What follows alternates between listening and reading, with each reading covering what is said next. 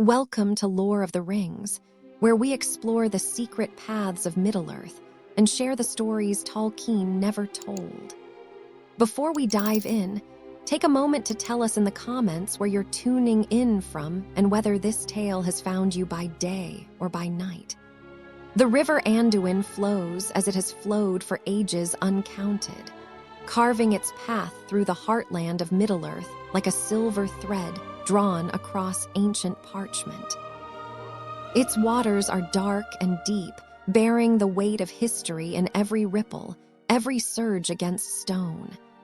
And there, where the river narrows between towering cliffs of weathered granite, two colossal figures rise from the water itself, silent, imposing, eternal. The Argonath, the pillars of the kings. They stand taller than any fortress, grander than any monument raised by the hands of men in the Third Age. Carved from living rock in an age when Gondor's power stretched across the known world, these statues depict kings long fallen into legend. Isildur and Anarion, sons of Elendil the Tall, the fathers of two kingdoms now diminished by time and shadow. Their stone faces gaze northward with expressions that might be mistaken for serenity, but look closer. There is vigilance in those eyes and something more. Something that speaks not of welcome, but of warning. Mist rolls across the water in the early dawn, clinging to the base of the statues like the breath of ghosts. The sun rises slowly behind them, casting their immense shadows across the river, and in that interplay of light and darkness, one begins to sense that these are more than mere monuments to vanished glory. They are thresholds, gateways into a past that Gondor has carefully curated, selectively remembered, and deliberately obscured. For every traveler who passes beneath their gaze, every fellowship bearing the fate of the world, every merchant vessel laden with goods, every soldier rowing toward distant war, the Argonath ask a silent question. What right have you to pass this way? But there is another question, one that echoes deeper in the stone, in the water, in the very air that hangs heavy between the cliffs. What secrets lie beyond this threshold that even kings dared not speak aloud? The greatest civilizations are not known merely by what they build, but by what they choose to hide. Gondor, in the full flower of its majesty, understood this truth with a clarity that would make even the Eldar pause in admiration, or perhaps unease. The Argonath were commissioned in the days when Gondor's borders were secure, when its armies were feared from the Grey Mountains to the Sea of Rune. They were meant to proclaim power, to warn away enemies, to mark the northern reach of the kingdom's authority. Yet beneath this obvious purpose lies a subtler design, one woven with threads of memory and omission, history and myth, truth and the careful absence of truth. What stories did the sculptors know that were never carved into the stone? What whispers passed among the masons who shaped these faces, who climbed scaffolds of timber and roped to reach the crowns of kings 50 feet above the river? Did they wonder, as they chiseled and hammered, whether future generations would see only grandeur, or whether some keen observer might detect the faint traces of what was deliberately left unspoken? The water that flows between the Argonath is more than water. It is a river of secrets, bearing away the words that were never written, the deeds that were never recorded, the choices that shaped kingdoms but were buried beneath official histories and courtly chronicles.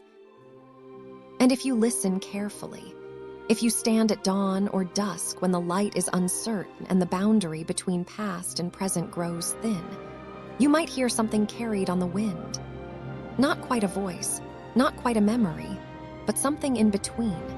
The echo of oaths sworn and broken, of battles won and forgotten, of kings who ruled in shadow while their names shone in light. Above the river, Beyond the immediate dominion of the Argonath, the land rises in gentle hills crowned with ancient trees. And there, commanding a view of river and forest and distant mountains, stands Amon Hen, the hill of sight, the seat of seeing. From its summit, all the world seems laid bare. The Emin Newell to the east, the great falls of Raros to the south, and stretching northward, the winding silver ribbon of the Anduin itself, flanked by those eternal watchers of stone. But what is seen from Amon Hen? And more importantly, what is not seen? What is hidden even from that vantage point where vision should pierce all veils? Gondor was a realm built not merely on strength of arms and wisdom of counsel, but on the careful management of knowledge. To know what others did not know, to see what remained hidden from common sight, to preserve certain truths while allowing others to fade into comfortable obscurity. These were the arts by which the kingdom endured through long centuries of decline. The Argonath and Amon Hen are not isolated monuments. They are nodes in a vast network of memory and meaning, each playing its role in a design so subtle that even those who walked among these relics scarcely understood the full pattern. And what of those who did understand? The stewards who ruled in the absence of kings, the archivists who tended the libraries of Minas Tirith, the silent watchers who kept vigil in places whose names have been forgotten. What knowledge did they guard, and what price did they pay for that guardianship? As the sun climbs higher and the mist burns away, the Argonath remain unchanging. The river flows on, indifferent to the passage of years. Yet for those who seek to understand, for those who sense that beneath the surface of legend lies a deeper truth, the journey has only begun. These stones have witnessed centuries of history, but they speak only to those who know how to listen. And the first lesson they teach is this: the greatest secrets are never proclaimed from mountaintops or carved in obvious letters. They are whispered in the gaps between words, hidden in the choice of what not to say, preserved in monuments that seem straightforward, but are, in truth, magnificently, dangerously ambiguous. The Fellowship of the Ring passed beneath the Argonath on their journey south, and Frodo Baggins looked up at those towering faces with awe and a trembling sense of his own insignificance. But did he understand what he was truly seeing? Did any of them grasp that they were crossing a threshold not merely geographical, but symbolic, passing from one layer of history into another, from the stories told openly to the secrets kept in shadow? And yet, the greatest secrets of Gondor are not etched in stone, but buried in the land itself. In the archives of Minas Tirith, deep within the citadel where few are permitted to tread, there exist scrolls and codices whose pages have not been turned in generations. The ink has faded to sepia, the parchment has grown brittle with age, and the hands that once penned these words have long since returned to dust. Yet the words themselves remain, patient and silent, waiting for the scholar brave or foolish enough to decipher their meaning. But for every scroll preserved, there are 10 more that were never written. For every chronicle that survived the ages, there are countless others that were quietly destroyed, their contents deemed too dangerous, too revealing, too contrary to the official narrative of Gondor's unbroken glory. This is the paradox at the heart of Gondor's historical record. It is simultaneously one of the most meticulously documented civilizations in Middle-earth and one of the most carefully edited. The kings and stewards understood that history is not merely what happened, but what is remembered, and memory can be shaped as surely as stone.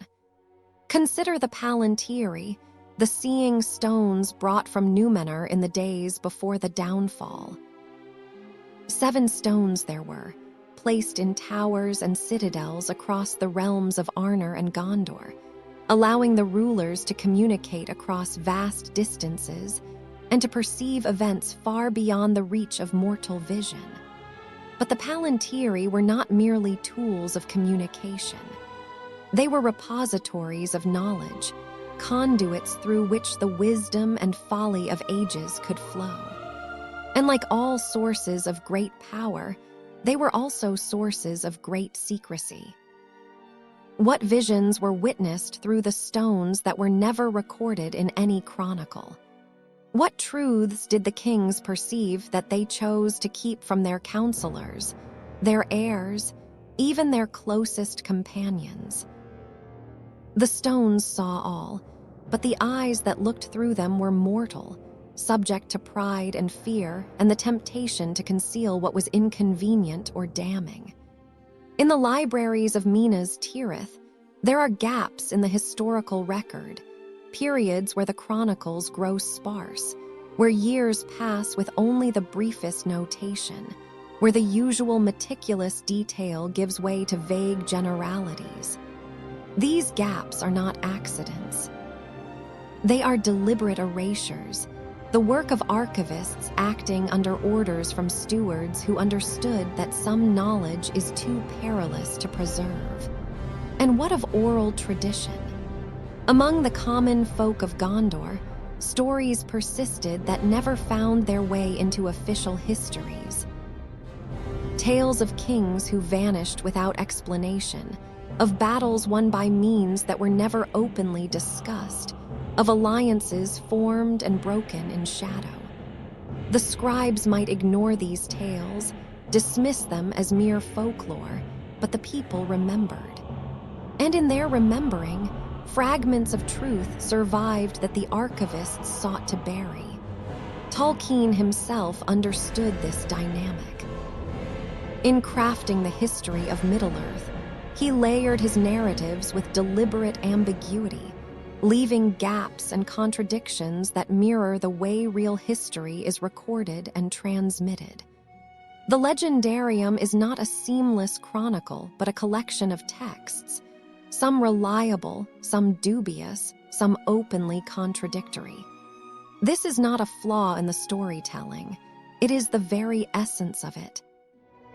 For Middle-earth to feel real, it must bear the marks of real history. Selective memory, lost documents, competing interpretations, and the eternal tension between what is known and what is hidden. The Argonath and Amon Hen exist within this framework. They are part of the visible history of Gondor, monuments that any traveler can see, landmarks mentioned in songs and stories. But their true significance lies deeper, in the layers of meaning that were never made explicit, in the purposes they served beyond the obvious. Why were the Argonath placed precisely where they are?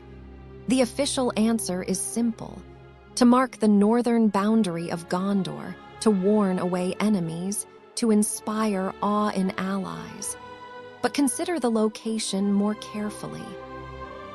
The Argonath stand at a natural choke point, a place where the river narrows and the cliffs rise steep on either side. They command the passage, yes, but they also conceal what lies beyond. A traveler approaching from the north sees the statues and is filled with wonder or dread, but their attention is fixed on the monuments themselves, not on what might be hidden in the cliffs, the forests, the carefully unmentioned fortifications that once guarded this threshold. And Amon Hen. The Hill of Sight is presented in the chronicles as a place of counsel, a vantage point where leaders could survey the land and make decisions in clear view of the realm they governed. But what is not mentioned is how knowledge gained from that hill was used, who was permitted to ascend to the summit, and what information was gathered there that never appeared in any official report. Gondor was not merely a kingdom. It was a vast, intricate mechanism of power, and knowledge was the oil that kept its gears turning. The monuments, the archives, the palantiry, the hidden networks of messengers and spies, all served the same purpose: to ensure that those who ruled knew more than those who were ruled, and that what the rulers knew remained, when necessary, a closely guarded secret. For every story told of Gondor, there are shadows that never found voice. Stand at the base of the Argonath if you can, though few have had that privilege, and look up. The stone rises and rises, defying the eye's attempt to measure its full height. The faces of the kings are carved with such skill that even from the river, passing beneath them in a boat, you can see the texture of beard and crown, the stern set of the jaw, the eyes that seem to follow you as you pass. But approach the base, where the stone meets the water, and you may notice something else. Inscriptions, worn smooth by centuries of river current, barely visible beneath the surface. What do they say, these hidden words? The scholars who have studied the Argonath from a distance speculate, but none have descended into the cold, dark waters to trace the letters with their own hands. Some believe the inscriptions are merely dedications, the names of the sculptors, perhaps, or a date marking the completion of the work. Others suggest something more significant: oaths carved in stone, promises made by the kings to their people, or perhaps warnings directed at those who would pass this way with ill intent. But there is another possibility, one that the chroniclers of Gondor would have preferred remain unspoken. What if the inscriptions are not celebratory, but confessional? What if they record not triumphs, but failures, betrayals, losses, compromises that could not be acknowledged in the light of day, but were nevertheless carved into the stone, hidden where only the river would know? The Argonath were commissioned by Romandassel II in the year 1340 of the Third Age, during a period when Gondor's power was at its zenith. Romandassel, his name means East Victor, earned his epithet through victories over the Easterlings, and he understood better than most that power must be demonstrated as well as possessed. The statues were a declaration: this is Gondor. This far we reach, and no farther shall our enemies come. But declarations of power are also, inevitably, admissions of vulnerability. Why build such monuments unless there is something to defend against? Why proclaim boundaries unless those boundaries are under threat? The Argonath are watchful, vigilant, and in their vigilance lies an acknowledgement that Gondor was not invincible, that enemies pressed at the borders, that the realm required constant guardianship. And who were these enemies? The chronicles speak of Easterlings and Haradrim, of orcs and wild men from the dark lands, but there were other threats, less easily named. Internal strife, the slow erosion of unity, the fading of Númenórean blood, and the loss of the ancient wisdom. These were dangers that could not be carved into stone or defeated with sword and spear.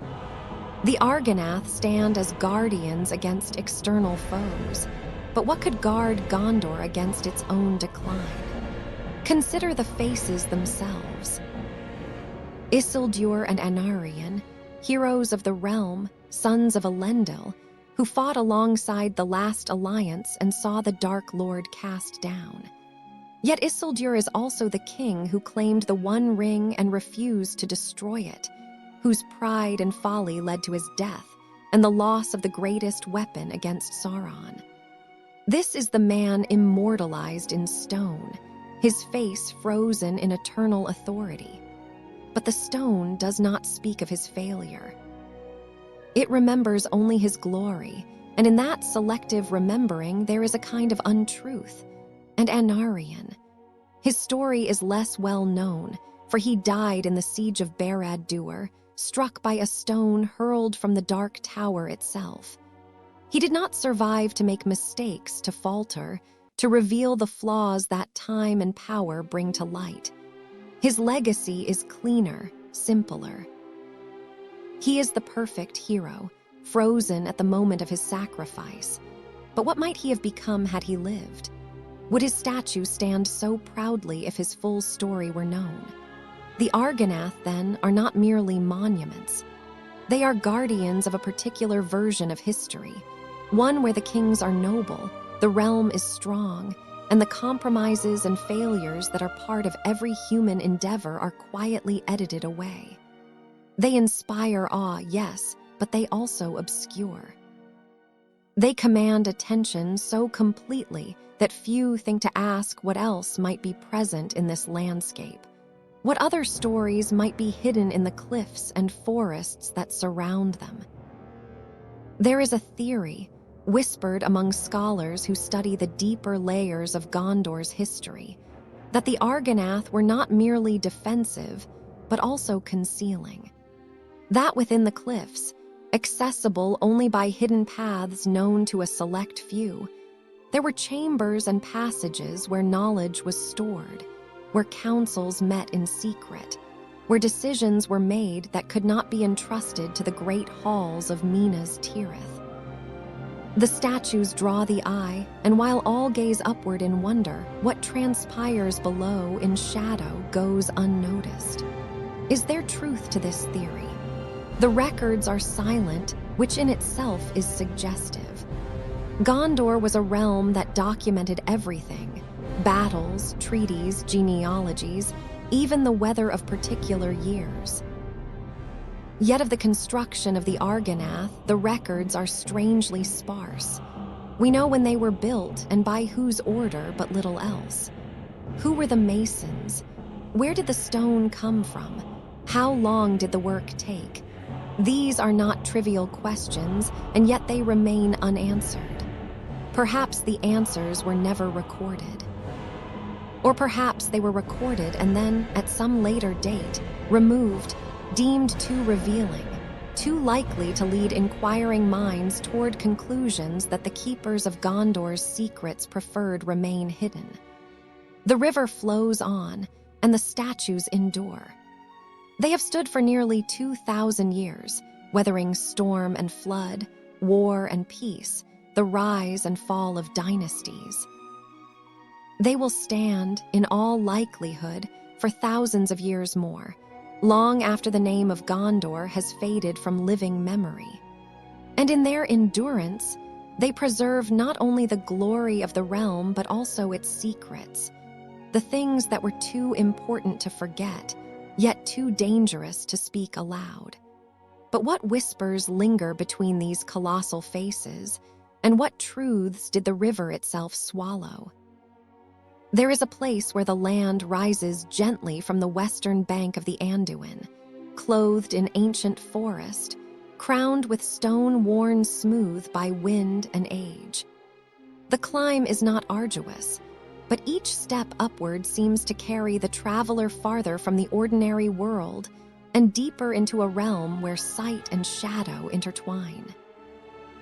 At the summit stands a great chair carved from rock, its back turned to the forest, its gaze fixed upon the vastness of Middle-earth spread out below.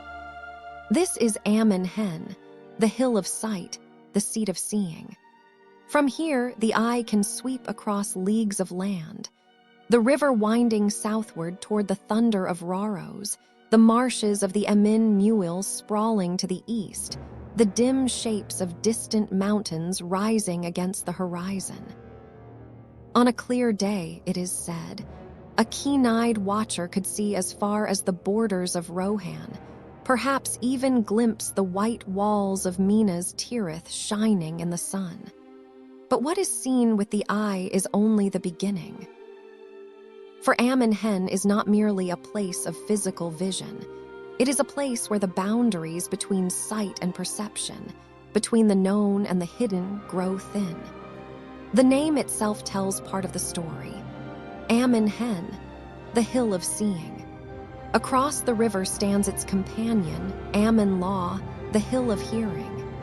Together they frame the passage of the Anduin, twin sentinels marking the approach to Rauros and the southern reaches of Gondor. But while Amon Law remains largely unvisited in the tales that have come down to us, Amon Hen occupies a place of dark prominence in the history of the Third Age. It was here that the Fellowship of the Ring was broken. Here that Boromir, driven by desperation and the creeping shadow of the ring's influence, confronted Frodo and sought to claim the burden for himself. Here that Frodo, fleeing in terror and confusion, ascended to the summit and sat upon the seat of seeing, and found himself caught in a contest of wills that transcended the physical world entirely. What did Frodo see from that seat? The accounts tell of visions sweeping across the land, armies mustering, fortresses burning, the eye of Sauron searching, ever searching. Frodo felt the weight of that gaze upon him, felt the terrible pressure of a will that sought to dominate all others. And in that moment, the ring grew heavy on its chain, and the temptation to claim it, to use it, became almost irresistible. But Amon Hen's significance extends far beyond this single, terrible moment.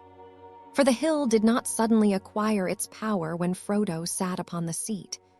It had been a place of vision long before, used by the lords of Gondor in ages past to watch over their realm and perceive threats before they fully materialized.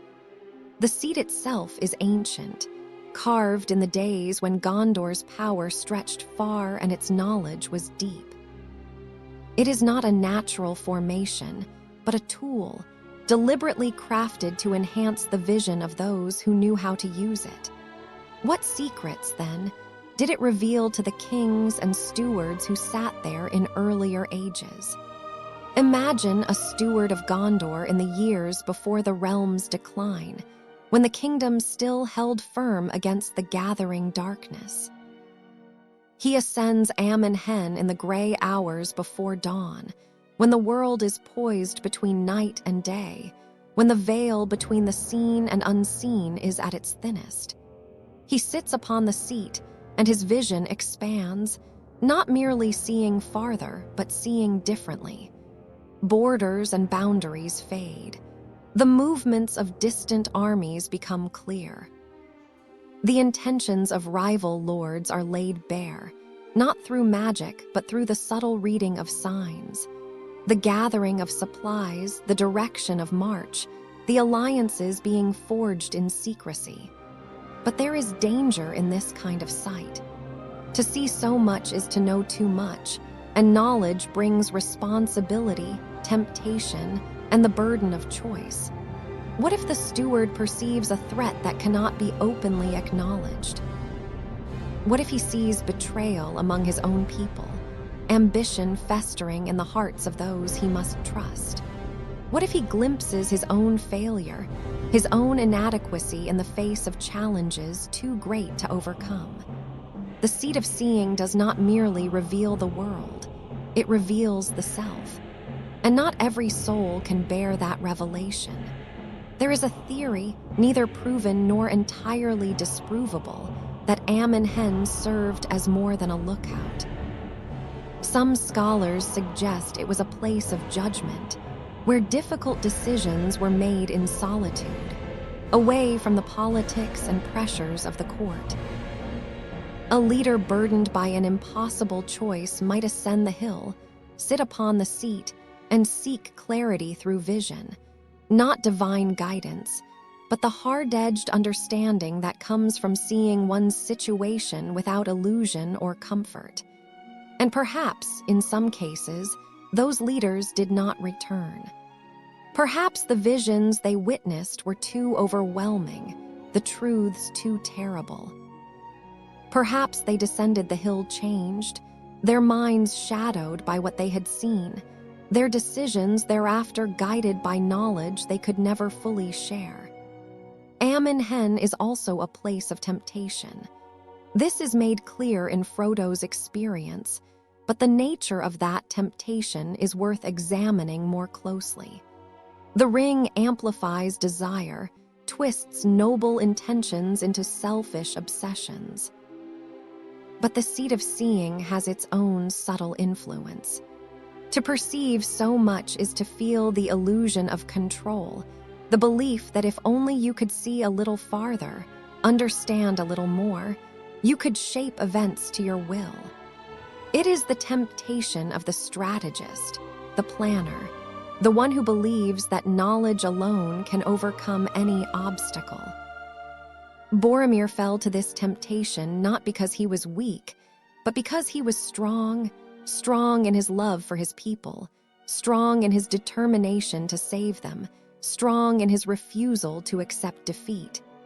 He looked at the ring and saw a weapon, a means to turn the tide against Sauron. He looked at Frodo and saw only an obstacle, a hobbit ill-suited to bear such power. And Amon Hen, with its vast panoramas and its silent promise of vision, became the stage for his greatest error. Yet even in his fall, Boromir revealed something crucial about the nature of this place. Amon Hen does not create darkness, it reveals it. The hill shows what is already present, magnifies what is already stirring in the heart. It is a mirror, unforgiving and absolute, and those who gaze into it must be prepared to see not only the world, but themselves. What visions were never recorded, and what choices were lost forever in the shadow of this hill?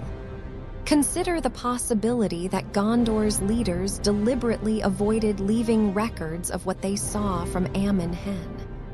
Vision, after all, is a double-edged gift. To record a vision is to make it subject to interpretation, to criticism, to doubt. Better, perhaps, to keep such knowledge private, to act upon it without explaining, to let the actions speak for themselves, while the visions remain locked within the mind of the one who witnessed them. This would explain the curious absence of detailed accounts about Amon Hen's use in the historical records. We know it existed, we know it was valued, but we do not know how it was used, what was seen, or who sat upon the seat in the long centuries before the Fellowship's arrival. The silence is deliberate, a kind of strategic forgetting that allowed Gondor's leaders to act with knowledge while avoiding the scrutiny that full disclosure would bring. And there is one more layer to consider: the hill's relationship to the Eye of Sauron. When Frodo sat upon the seat, he felt the eye turn toward him, felt the Dark Lord's will reaching across the leagues to seize him. But this was not the first time such a contest had occurred.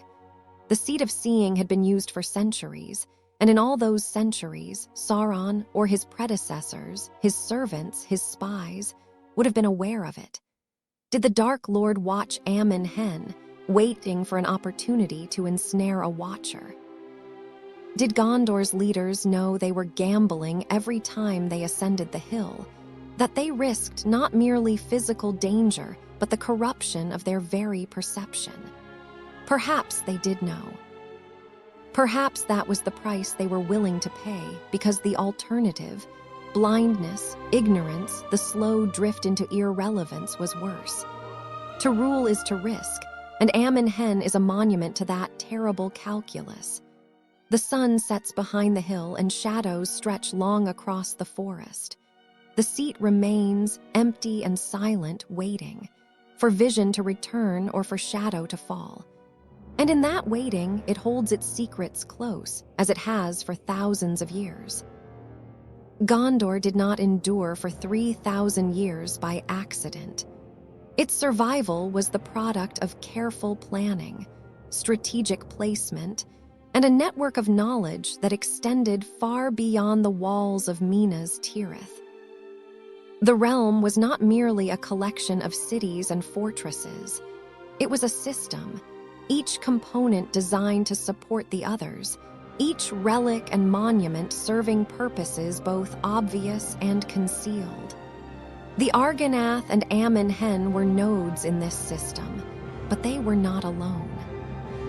throughout the lands once claimed by Gondor, from the coasts of Belfalas to the eaves of Fangorn, from the Vale of Anduin to the desolate plains before Mordor.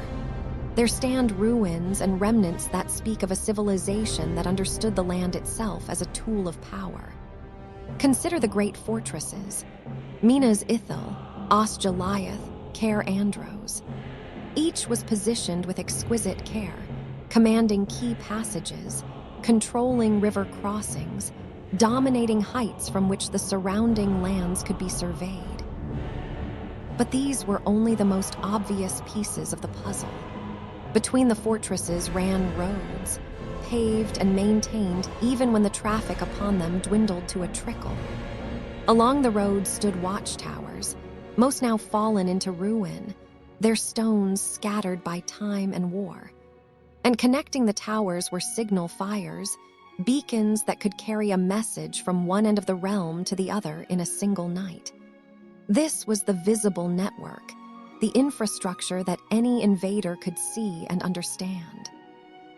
But beneath it, or perhaps woven through it, was another network entirely, one that dealt not in armies and supplies, but in information and perception. The Palantiri were part of this hidden network, allowing the rulers of Gondor to communicate instantly across vast distances and to see events far beyond the reach of messengers or scouts. But the stones were few, and their use was dangerous, particularly in later ages when Sauron had corrupted the stone of Minas Ithil and turned it to his own purposes. So Gondor developed other means. There were the Rangers, silent watchers who moved through the wild lands, gathering intelligence and reporting back to the steward. There were the archives, where every scrap of knowledge was preserved and catalogued, ready to be retrieved when needed.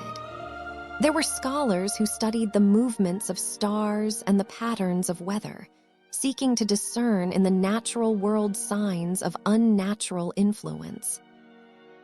And there were places, hills, rivers, groves, ruins, that had significance beyond their physical presence, that served as meeting points, message drops, or simply as reminders that the land itself was an ally to those who knew how to read it. Amon Hen was one such place. Its function as a lookout is clear, but it may also have served as a council site, a place where leaders could meet in relative secrecy, away from the intrigue of the court, and discuss matters too sensitive for the halls of Minas Tirith. The summit is exposed, yes, but also remote. A small guard could easily control access to the hill, ensuring that no uninvited observers could approach. And the visions available from the Seat of Seeing would provide context for any discussion, grounding decisions in direct perception rather than second-hand reports. The Argonath, similarly, were more than symbolic. Their placement at a choke point in the river meant that anyone passing through, whether friend or foe, could be observed. And the cliffs that frame the statues may have concealed more than stone. Hidden paths, caves, fortified positions, these could have allowed a small force to control the passage completely, turning the Argonath from monuments into a functional gate, one that could be opened or closed at Gondor's discretion. But why is none of this recorded in the histories? The answer lies in the nature of strategic advantage. To reveal the full extent of Gondor's capabilities would be to invite countermeasures. If enemies knew where the Watchers hid, they could avoid or eliminate them.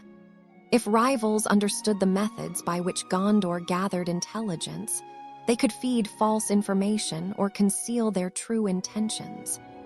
Better to let the monuments stand in plain sight, their deeper purposes unspoken, their full significance known only to those who needed to know. This is the essence of Gondor's hidden network. It was layered. The outer layer, the fortresses, the armies, the visible signs of power, served to reassure allies and deter enemies.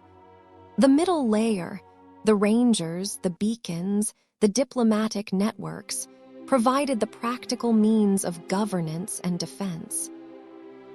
And the innermost layer, the Palantiri, the secret councils, the knowledge preserved in restricted archives, was the realm of the stewards and their closest advisors, a world of information and influence that the common soldier and even the common lord never fully glimpsed. And at the center of this layered network was a principle: control through knowledge. Gondor's leaders understood that power is not merely the ability to command armies or levy taxes, but the ability to know what others do not, to see what remains hidden, to act with the confidence that comes from superior understanding. This principle is embodied in the very landscape of Gondor. The hills offer vantage points. The rivers serve as highways and barriers. The forests conceal and protect. Every feature of the land was evaluated for its strategic value, and where nature fell short, the hand of man intervened, carving seats of seeing, raising statues that watch and warn, building fortresses that endure. Yet networks, no matter how cleverly designed, are vulnerable. They depend on maintenance, on the transmission of knowledge from one generation to the next, on the continuity of purpose that allows each node to function as part of the whole. And as Gondor declined, as its borders contracted and its people dwindled, the network began to fray. Watchtowers fell silent. Roads crumbled. The Palantiri were lost or corrupted. The Rangers of Ithilien became a desperate remnant, clinging to the ruins of their former strength. And the great monuments, the Argonath, Amon Hen, the fortresses that once commanded every approach to the realm, stood empty, their purposes half forgotten, their secrets slipping into myth. Yet even in ruin, the network retained a kind of power. The stones still stood. The hills still offered vision. The river still flowed, carrying with it the memory of ages when Gondor's reach extended across all the lands of the West. And for those with eyes to see, the pattern remained visible, a faint tracery of connection and purpose that hinted at the greatness that had been, and the knowledge that had been lost. And so the land itself keeps secrets older than the kings who ruled it. History is written by the victors, or so the saying goes. But in Gondor, history was written by the survivors, by the stewards who ruled in the absence of kings, by the archivists who decided what to preserve and what to let fade, by the chroniclers who shaped the narrative to suit the needs of the present rather than the unvarnished truth of the past. And in that shaping, certain kings were elevated to legend, while others were quietly erased.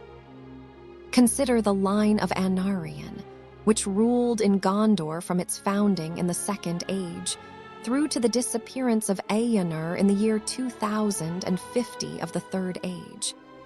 Over a span of more than 3,000 years, dozens of kings sat upon the throne in Minas Tirith, or, in earlier times, in Osgiliath.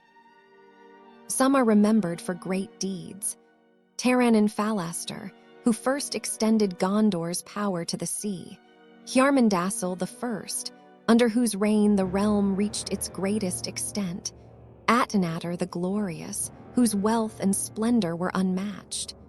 But others are remembered only as names in a genealogy, brief notations in the chronicles that tell us when they ruled but little of what they accomplished or failed to accomplish. And some are not remembered at all. There are gaps in the record, periods where the succession is unclear, where kings are listed but their reigns are suspiciously brief, where the official histories gloss over details that in other contexts would be explored at length. These gaps are not accidents. They are the result of deliberate choices made by those who came after, to forget certain rulers whose stories did not fit the narrative of Gondor's continuity and strength. Who were these forgotten kings, and what did they do to merit erasure? Some, perhaps, were simply incompetent, rulers who inherited the throne but lacked the wisdom or strength to hold it. In a kingdom where the bloodline of Númenor was sacred, where the legitimacy of the crown derived from ancient lineage, even a weak king could not be easily deposed. But he could be forgotten, his reign minimized in the records, his name preserved but his deeds left unspoken. Others may have been involved in internal conflicts that the later chroniclers preferred not to revisit. Gondor was not immune to civil strife. The kinstrife of the 15th century of the Third Age is well documented, a bitter war between rival claimants to the throne that left the realm weakened and divided. But was that the only such conflict? Or were there others, smaller perhaps, but no less damaging, that were quietly omitted from the official histories? There is also the question of how kings died. Battle, illness, old age, these are the expected causes, and the chronicles record them faithfully.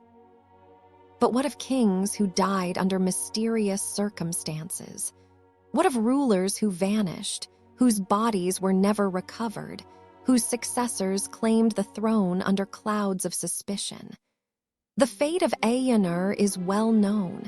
He accepted a challenge from the Witch King of Angmar and rode to Minas Morgul, never to return.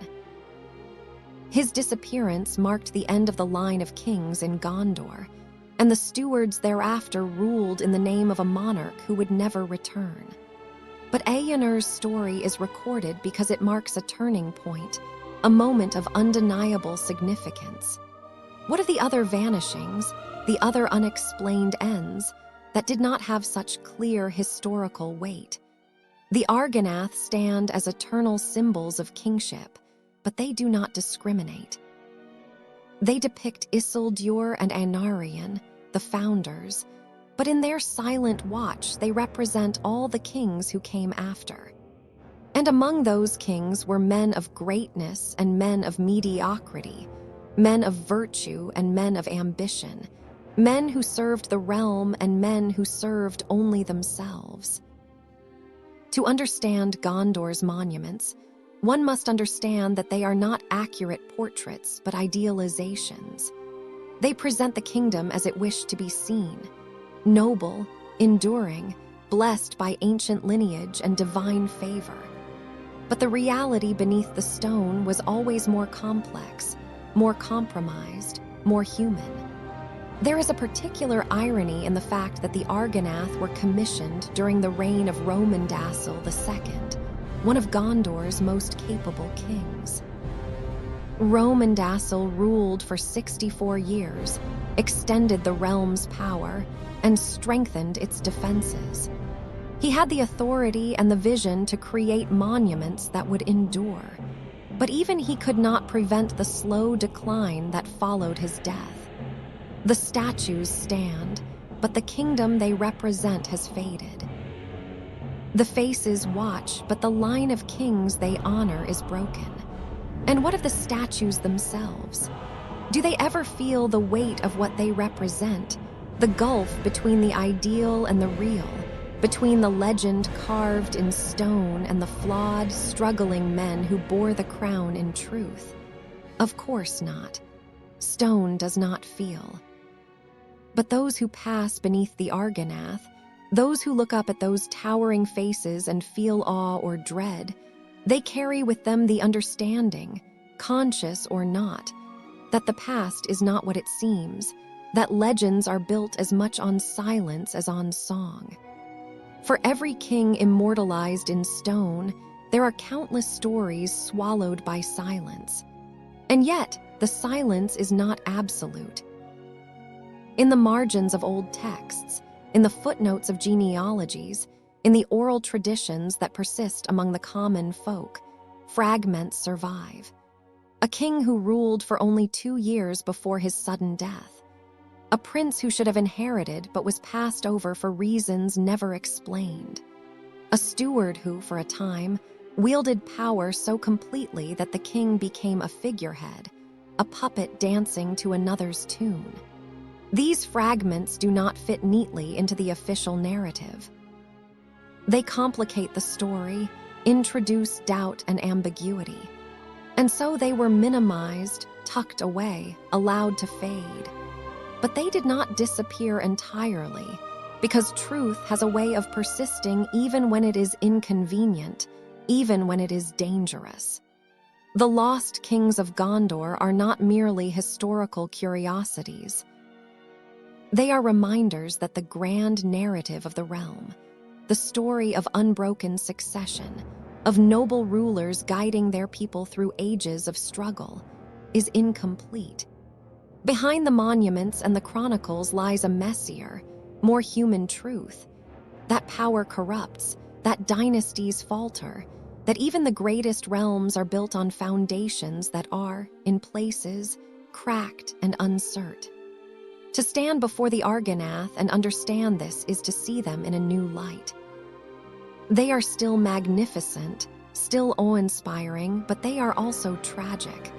For they celebrate a vision of kingship that was, in the end, unsustainable. The line broke. The throne stood empty. And the stewards, who had served in the shadow of kings for generations, found themselves ruling openly. Their authority derived not from blood but from competence and tradition. Was this an improvement? In some ways, perhaps. The stewards, lacking the sacred legitimacy of the kings, had to earn their authority, to prove themselves capable with each generation. But they also lacked the unifying power of a crowned monarch, the symbolic weight that a king carried simply by virtue of his lineage. And as the centuries wore on, as the memory of the kings faded further and further into the past, Gondor became a realm ruled by stewards, but haunted by the absence of its true rulers. A kingdom waiting for a return that might never come. Until, of course, it did. But that is a story for another telling. Water and stone, vision and memory. These are the paired elements that define the hidden architecture of Gondor's power, and nowhere are they more perfectly embodied than in the interplay between the river Anduin and the heights of Amon Hen. The river is Middle-earth's greatest artery, flowing from the cold springs in the north, past the Carrick and the Gladden fields, through the heart of Rohan and Gondor, finally emptying into the Bay of Belfalas and the wide sea beyond. For thousands of years, it has carried not only water, but also trade, travelers, and, most importantly, information. Rivers speak if you know how to listen. They carry voices downstream. The splash of oars, the creak of timber, the murmur of conversation among those who do not realize how far sound travels over open water. They reveal movement and intent. A fleet of boats moving south suggests migration or invasion. A single vessel in the night hints at stealth and secrecy. And they provide pathways that bypass the more easily watched roads and trails, offering those who navigate them a measure of concealment. Gondor's rulers understood this. The Anduin was both highway and barrier, friend and potential threat. Control of the river meant control of trade and communication throughout the region.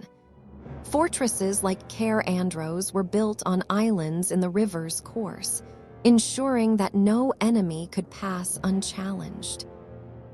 The Argonath were placed where the river narrowed, creating a natural gate that could be observed and, if necessary, defended. But the river also facilitated Gondor's intelligence networks.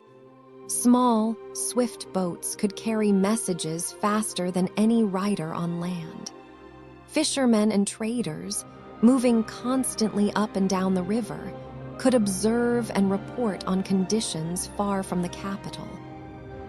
And the river itself, in its seasonal flooding and receding, could reveal or conceal features of the landscape, hidden docks, submerged fortifications, paths that appeared only at low water and vanished when the river rose. There is an art to using a river as a tool of power, and Gondor had mastered it. Now pair this with Amon Hen, the Hill of Sight, which commands a view of the river for miles in either direction. From the summit, a watcher could see boats approaching long before they reached the Falls of Raros. He could observe the eastern shore, watching for signs of enemy movement among the Amin Newell.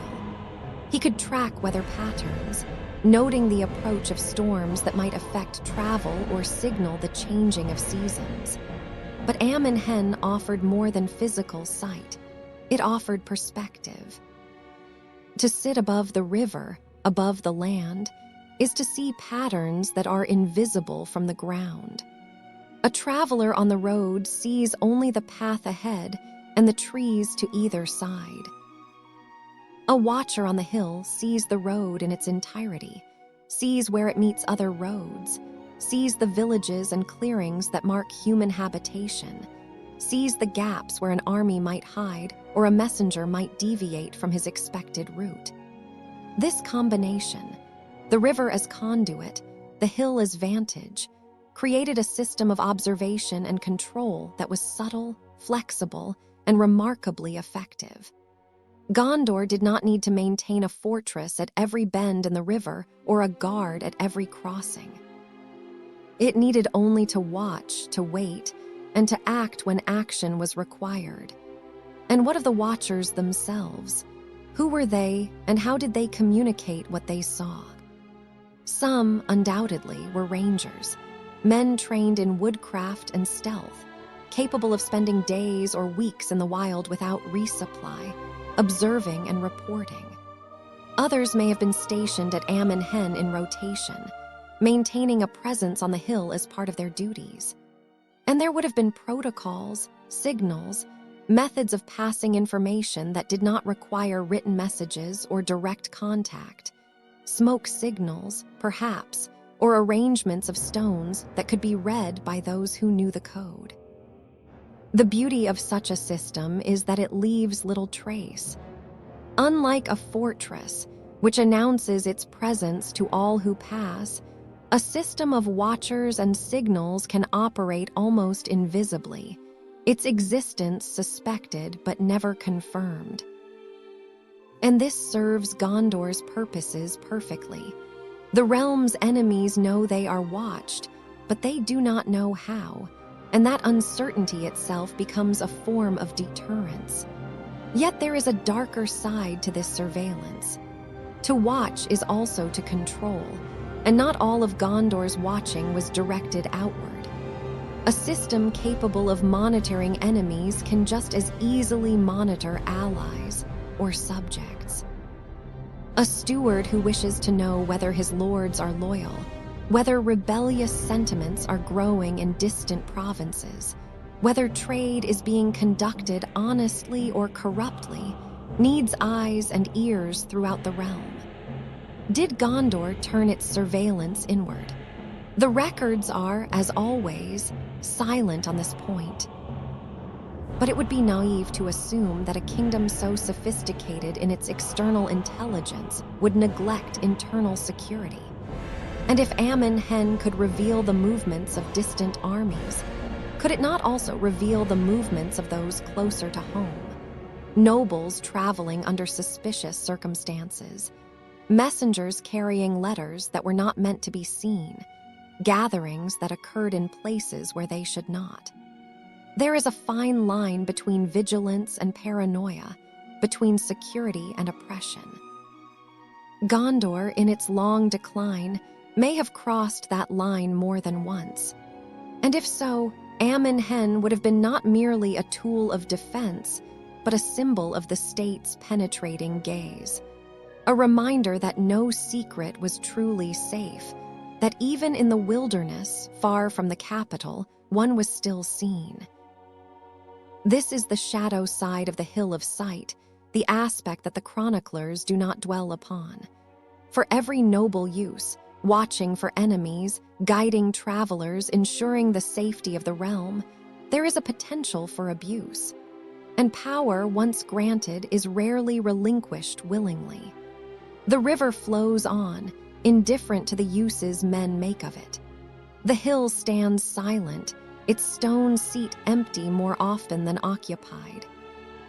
But the principle they represent, knowledge is power, and sight is control, remains as relevant in later ages as it was in Gondor's prime. What whispers glide along the river's surface, unseen by mortal eyes yet known to those who rule from shadow? Imagine a moonless night, the river dark and smooth as polished obsidian. A small boat slips downstream, its oars muffled with cloth, its occupants speaking in whispers if they speak at all. They carry no lights, no banners, nothing that would announce their presence. They are a message, or perhaps a weapon, moving through the darkness toward some purpose known only to those who dispatched them. From Amon Hen, a watcher might perceive their passage, not through sight, for the night is too dark, but through other senses. The faint splash of water, the disturbance of the river's natural rhythm, perhaps even the feeling that something is amiss, that the land itself has shifted in some subtle way. This is the level at which Gondor's hidden network operated, not through grand gestures or obvious displays, but through quiet competence, through the careful cultivation of awareness, through the understanding that power is most effective when it is least visible. And so the river carries its secrets, and the hill keeps its watch, and between them the history of Gondor unfolds in whispers and shadows, in knowledge gained and truths concealed. Nothing endures forever, not even stone.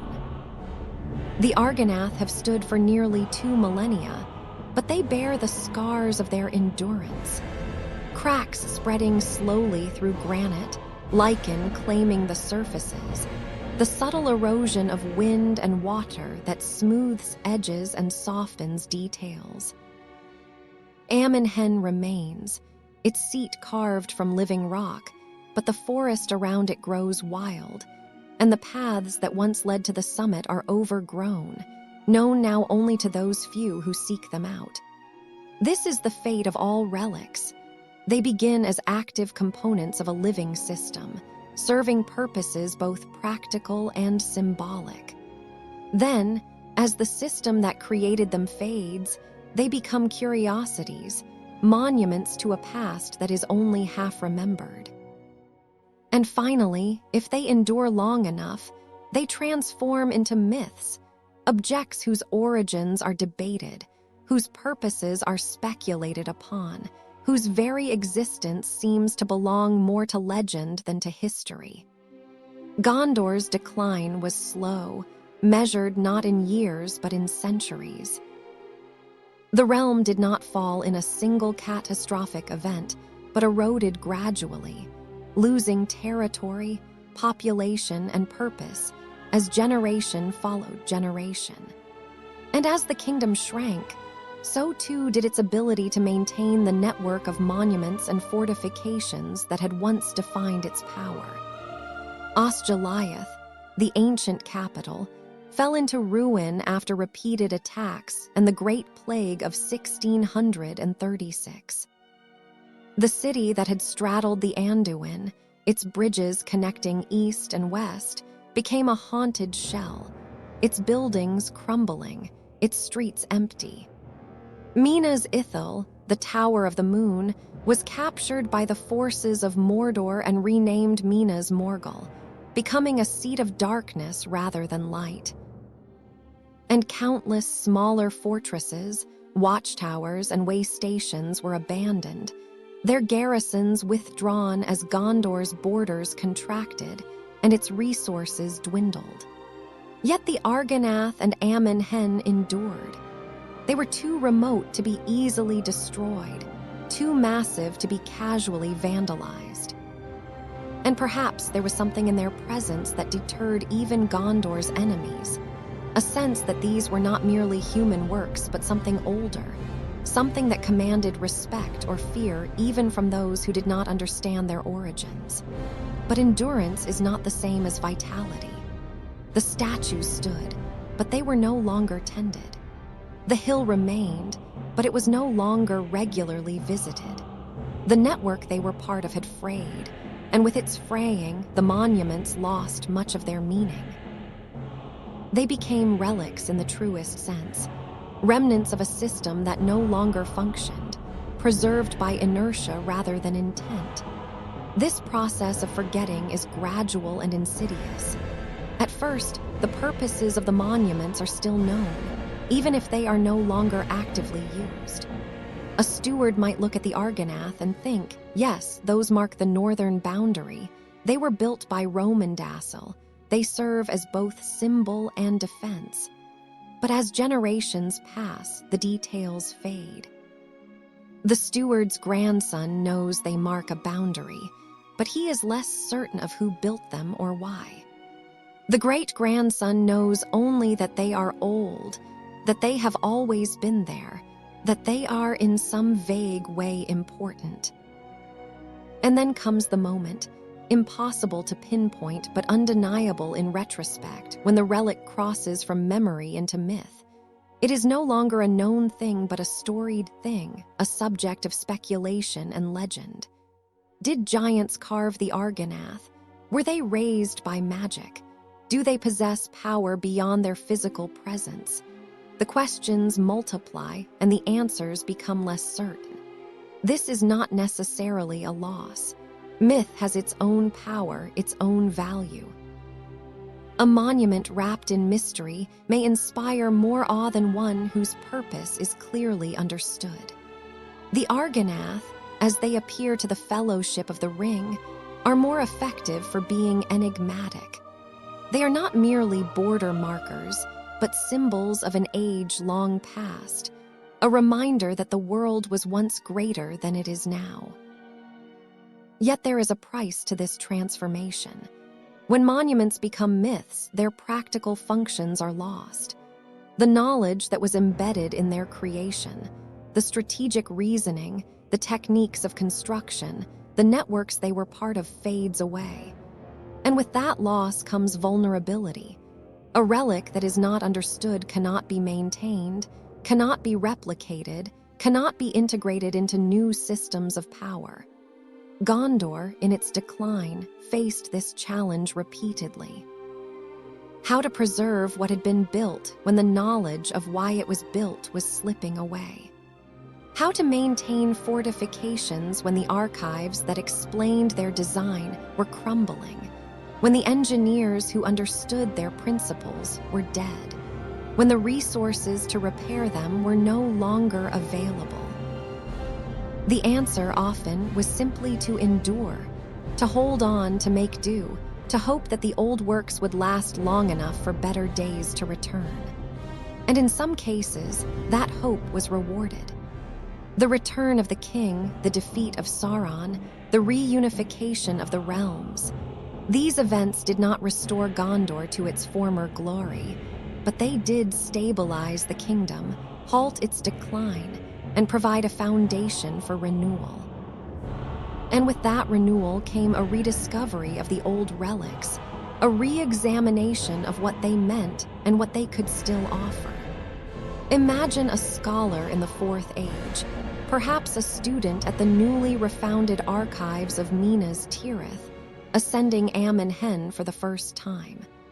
He has read the old texts, knows the legends, but has never visited the site. As he climbs, he wonders what he will find. Will the seat of seeing still stand? Will the view still inspire awe? He reaches the summit and sits upon the stone chair, and for a moment he simply looks. The river winds below, the forest stretch to the horizon, the mountains rise in the distance. And he feels what countless others have felt before him.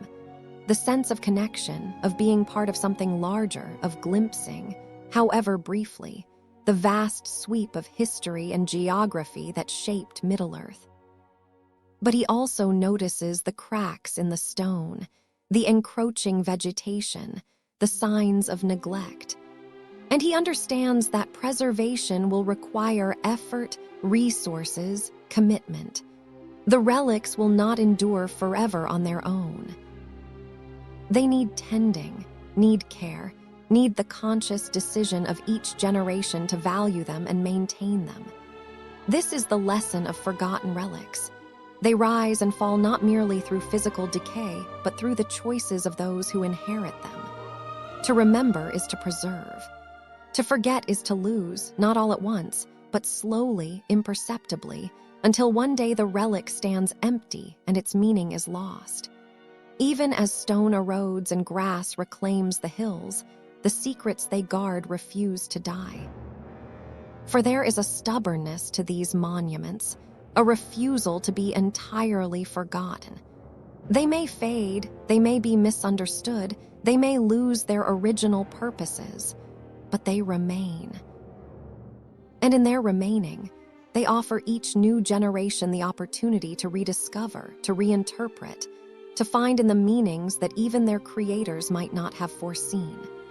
The Argonath will stand for centuries more, perhaps millennia. Amon Hen will weather countless storms, and as long as they stand, they will continue to provoke wonder, speculation, and the quiet acknowledgement that the past, however distant, is never entirely beyond our reach. What do the Argonath and Amon Hen teach? This is the question that lingers long after the historical details have been catalogued, after the legends have been recounted, after the theories have been debated. For monuments are not merely passive objects. They are vessels of meaning, and the meanings they carry evolve with each generation that encounters them.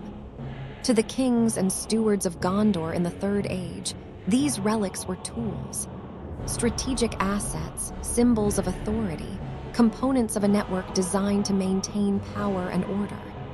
But to those who came later, to the fellowship, to the scholars of the Fourth Age, to the travelers who journeyed past the statues and marveled at their scale, they became something more. They became lessons, embodying truths about vigilance, legacy, and the cost of maintaining civilization in a world beset by darkness. The first lesson is vigilance. The Argonath do not sleep. Their eyes are forever open, their gaze forever northward, watching for threats that may never come but cannot be ignored. This is the burden of those who guard, to remain alert even when the danger seems distant, to maintain readiness even when peace has lasted for years, to understand that the price of security is constant attention. Gondor's decline can be traced, in part, to a failure of vigilance. Not a sudden lapse, but a gradual erosion. A watchtower unmanned here, a patrol discontinued there, a slow accumulation of neglect that left the realm vulnerable when the darkness finally returned in force. The Argonath stand as a rebuke to this failure, a reminder that vigilance cannot be assumed but must be actively maintained. The second lesson is legacy. The statues depict Isildur and Anarion, but they represent all who came after. The long line of kings who bore the burden of rulership, the stewards who governed in their absence, the soldiers and citizens who sustained the realm through ages of struggle. Legacy is not merely what we inherit, it is what we choose to preserve. And preservation requires effort, sacrifice, the willingness to serve purposes larger than oneself. Amon Hen teaches a related but distinct lesson about perception. The Hill of Sight offers clarity, but clarity can be dangerous. To see truly is to see not only the external world but oneself, one's weaknesses, one's failures, one's limits. Boromir's tragedy on Amon Hen was not that he saw too little, but that he saw too much and could not bear the truth of his own desperation. This is the paradox of knowledge. The more we know, the heavier the burden becomes. Ignorance can be a form of mercy, allowing us to act without being paralyzed by doubt. But ignorance also leaves us vulnerable, blind to threats and opportunities alike. The challenge is to seek knowledge while remaining capable of action, to see clearly without being overwhelmed by what is revealed. The third lesson is about concealment. Gondor's monuments are visible, but their full significance is hidden. This is deliberate. To reveal everything is to lose strategic advantage, to make oneself vulnerable to enemies who can predict and counter your moves.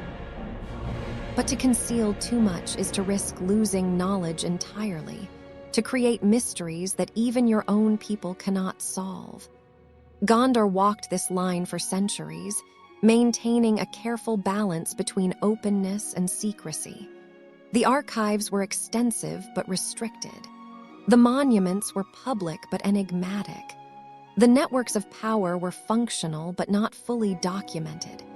This balance allowed the realm to endure, but it also created vulnerabilities. When the knowledge keepers died without passing on their understanding, when the archives were lost to fire or war, when the systems became too obscure even for those who operated them, then the balance broke, and Gondor found itself weakened by the very secrecy that had once been its strength. The fourth lesson is about loss. The Argonath and Amon Hen are relics of a greater age, and they remind us that greatness is not permanent. Civilizations rise and fall. Knowledge is gained and lost. What seems eternal in one age may be forgotten in the next. This is not a counsel of despair, but a call to humility.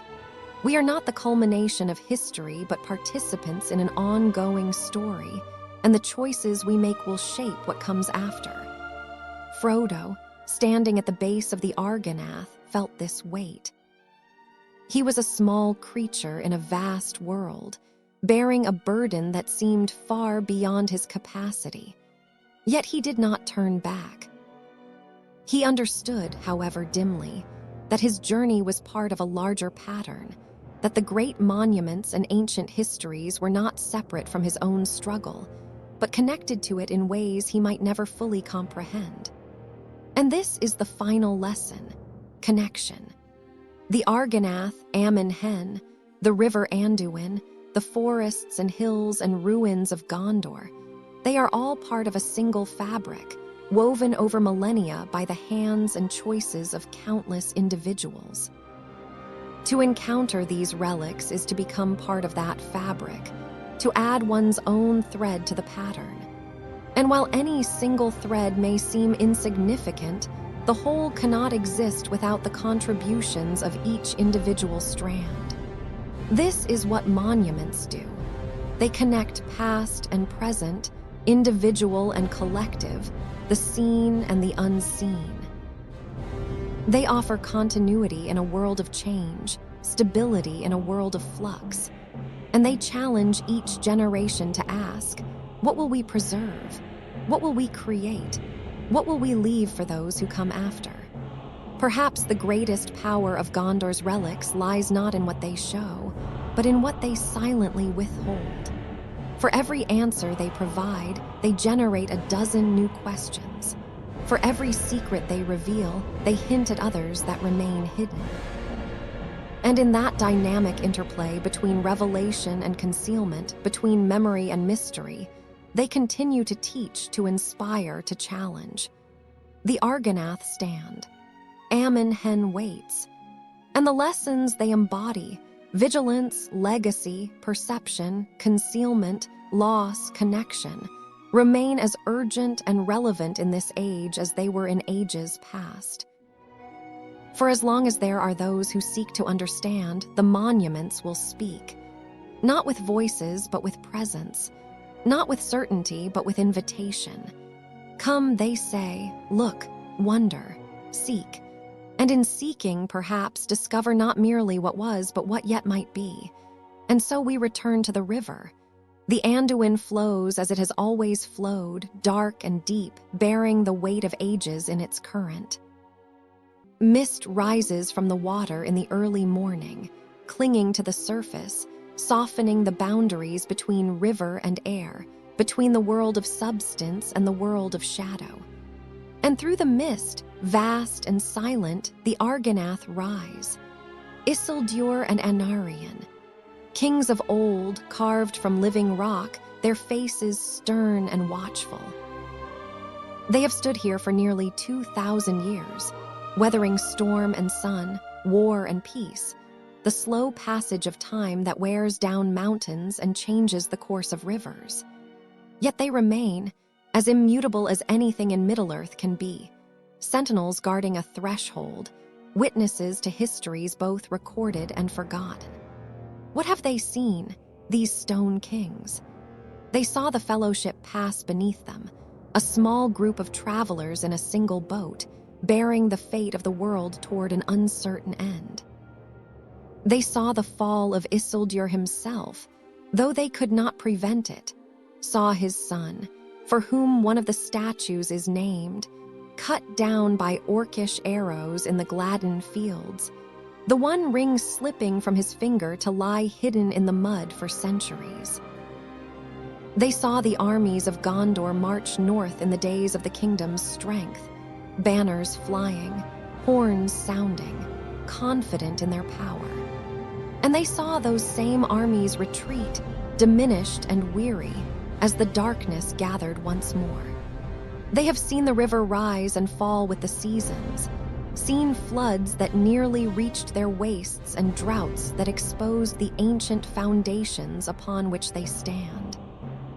They have seen boats of every kind, merchant vessels laden with goods, warships bristling with spears, fishing boats crewed by those who make their living from the river's bounty. They have seen refugees fleeing war, messengers carrying urgent dispatches, lovers stealing away in secret, and solitary wanderers whose purposes remain known only to themselves.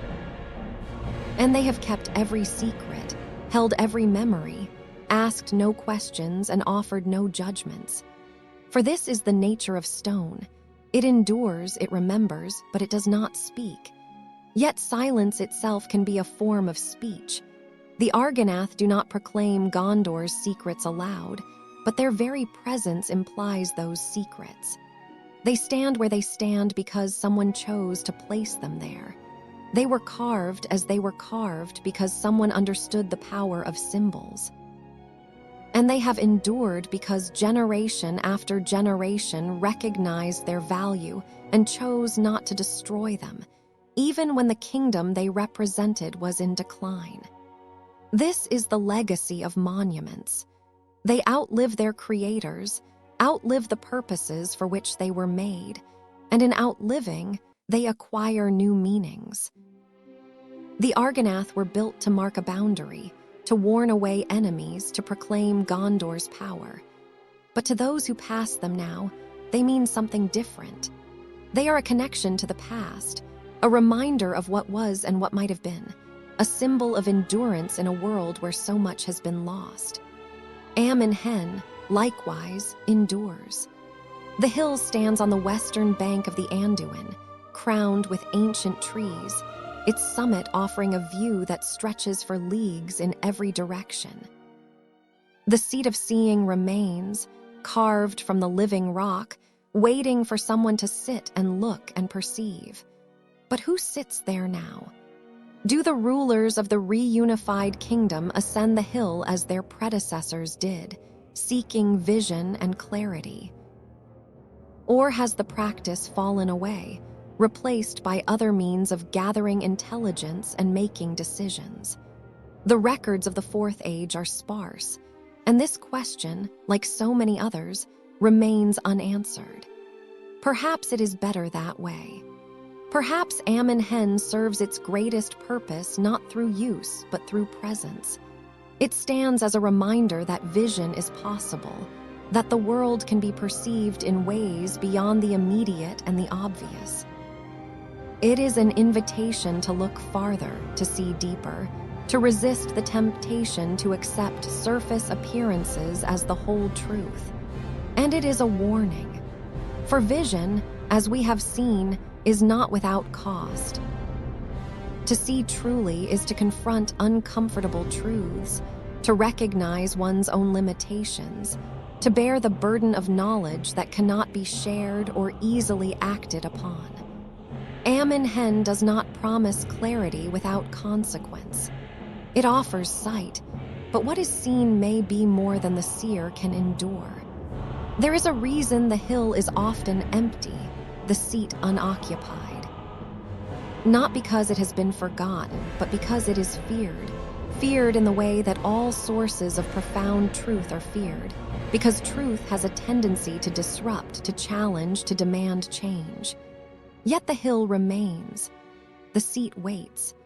And for those brave or desperate enough to seek its counsel, the opportunity endures. This, then, is the final lesson of Gondor's relics. They are eternal watchers, but they do not watch alone. They require us, our attention, our curiosity, our willingness to engage with the past and learn from it. Without us, they are merely stone and earth, impressive perhaps, but inert. With us, they become something more. Bridges between ages, vessels of meaning, catalysts for reflection and understanding. The secrets they guard are not hidden in the sense of being locked away, inaccessible to all. Rather, they are hidden in plain sight, waiting for those with eyes to see and minds to understand. The Argonath do not conceal their purpose, they embody it. Amon Hen does not hide its power, it offers it to those willing to climb the hill and sit upon the stone. But many will not climb. Many will pass by, glancing at the statues with casual wonder or passing the hill without a second thought. And that, too, is part of the design. For secrets are most powerful when they are accessible but not obvious, present but not insistent.